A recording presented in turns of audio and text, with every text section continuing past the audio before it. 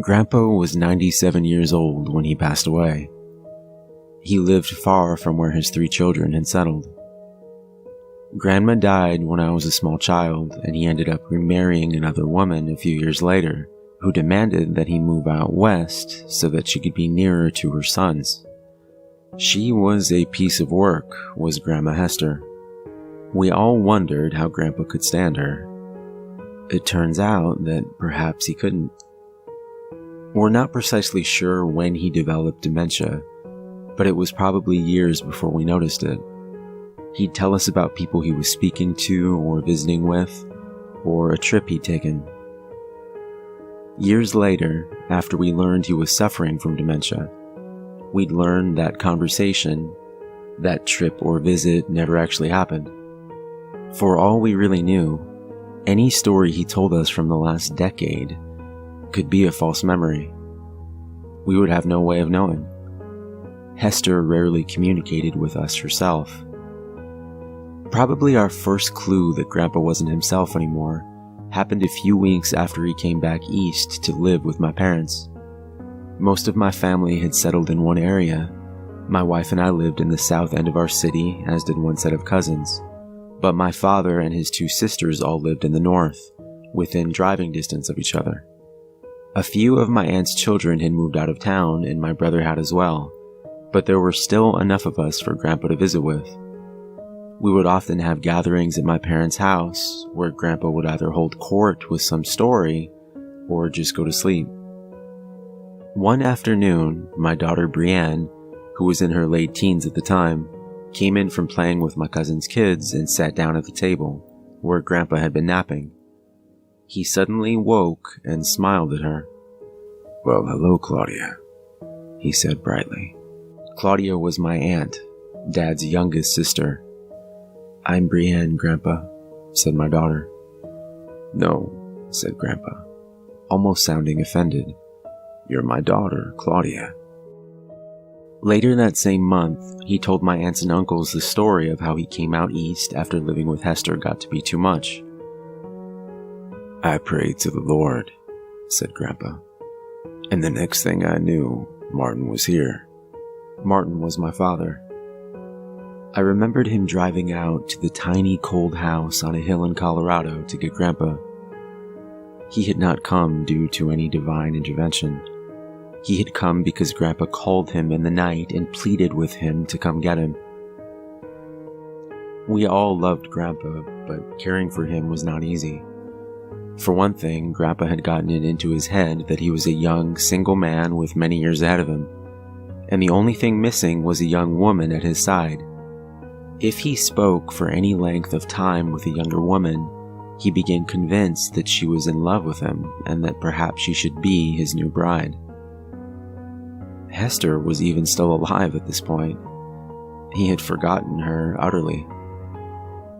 The women he made advances on included my mother, 2 of my cousins, and my own wife. Thankfully, he couldn't do much more than talk, so it was just a matter of politely changing the subject. But it got worse when he decided he could do things like take walks on his own or try to drive my father's car. Dad and Mom didn't let him go on walks by himself, but that didn't mean he didn't sneak away sometimes when Dad was away and Mom was in the basement. He had to use a walker to get around and simply couldn't do stairs, but refused to admit this to anyone, including himself. This led to a lot of falls. He would also get confused as to where he was or where he lived. At times during his walks, he would attempt to find the old family home that he had raised my father and aunts in, despite it having been long gone since before I was born. Dad picked him up from a police station where he had been taken after some patrol officers saw him wandering around, clearly lost. The time he tried to drive my dad's car was after that. He decided that the reason he had gotten lost is because he had had to walk. He managed to get the emergency brake off and rolled right down the fairly steep incline outside my parents' house, crashing into a fence. The damage was minimal, but after that incident, my parents realized he needed to be in a full-time care facility. It got worse after that. My father visited him 3 times a week. I have no idea how often my aunts went or if they even did. I tended to only go when there was a family gathering, and increasingly I began to realize that he had no clue who I was. He'd smile and greet me as though I was someone he had just met. He'd tell me about his children, describing them as little kids, and even go as far to invent a friend who was looking after them while he was in his home with all these old people. Grandpa was 93 at the time. He was much older than many of the others who lived there. But somehow they were the old people. He was not. When I say things got worse, I mean he changed. The false memories, the refusal to acknowledge that he was elderly, the attempts to chat up ladies and inability to remember that his children were grown, and that he had grandchildren and great-grandchildren. But he had never been violent before. That changed one night, when Dad was called to come to the facility quickly. Grandpa had wandered into the wrong room and had come out screaming, raising his walker up in the air and slamming it into the ground. He even took a few swings at people who tried to calm him down. He began accusing the staff of stealing his things. He was bellowing as loud as he could. "Give them back! Give them back!" I wasn't there for it, and I still have a hard time picturing it. Grandpa barely raised his voice above normal volume during the last decade of his life. When Dad got there, they had gotten him into his room, and he was somewhat appeased. Somewhat. He had a can of Ensure in a tube sock and almost hit my father in the head with it when he came in. He apologized. Dad was one of the few people he always recognized, and said he had been waiting for the thief to come back. "A man who'd steal from me would just as soon kill me," he explained. The Ensure in a sock was his weapon to fend off the thief. Later that night, he told Dad about how much it had scared Florence. He hated that she'd had to go through that. Florence was my grandmother, the one who died when I was 6. He finished by saying that Florence had gone somewhere, and when he went looking for her, they told me she was dead. One day, they're gonna come looking for me, and they're gonna find me dead. That was a jolt to my father. Grandpa had never, at any point before that, acknowledged his mortality, his advanced age, or the fact that he'd probably no more than a handful of years left, at best. Aging and death was something that happened to other people. But here he was, accepting that death was near. That wasn't the last night he mentioned the thief. He even gave the thief a name. Charlie Rosen. It was strange that he would invent a whole person, name included. He didn't even name the friend who was looking after his kids. In fact, that person ceased to exist. Charlie Rosen had stolen his kids, had killed Florence, had come to his home in Colorado and routinely taunted him, beat him, and he had even declared that Hester had been sleeping with him. He remembered her now, and was certain that she and Charlie were ganging up on him to make his life a living hell. In the last 6 months of his life, he would become increasingly agitated. Dad could not have a single visit wherein Grandpa would not mention Charlie, and then the violence started up again. In one visit, Grandpa accused Dad of being Charlie and attacked him. After that, Dad's visits dropped to once a week, and he didn't stay long. Once, I went with him. It was the last time I saw my grandfather alive, and I will never forget it. "Charlie was here again today," Grandpa told us as soon as we arrived. "He told me I couldn't leave this room anymore. He's trapped me here." "Dad, this is where you live," my father tried to explain. "See, here's a picture of Mom. Why would Charlie let you keep that?" He killed your mother, said Grandpa. Murdered her in her sleep. Mother had an aneurysm, said Dad. You and I decided together to unplug the machine. She died in her sleep, but no one killed her. No. It was Charlie. Grandpa's voice was not agitated. It was solid, like he knew for a fact what he was saying. He poisoned her, made something go wrong in her head. I didn't know it then, but I realized it later, after he introduced me to Hester, conned me into marrying her. He's my personal demon, that Charlie. Dad finally had enough. There is no Charlie, he said, nearly shouting. You aren't supposed to correct people who have dementia. It just confuses them more and makes them upset. But my father forgot this in that moment. Charlie is someone you made up. Mom died naturally. You met Hester at a coffee shop years after Mother died, and while she was not a nice woman, she was not unfaithful to you. So please stop talking about Charlie. Dear Lord in heaven, said Grandpa. He got to you. He told you to say those things. You're a part of it too. Grandpa, I said, why don't we start a game of checkers? Usually he loved checkers. I don't want to play any fucking checkers, screamed Grandpa. I couldn't have been more surprised if he'd hit me. Grandpa had never used profanity in his life. Bywords, he had called them, were only used by bad men as far as he was concerned.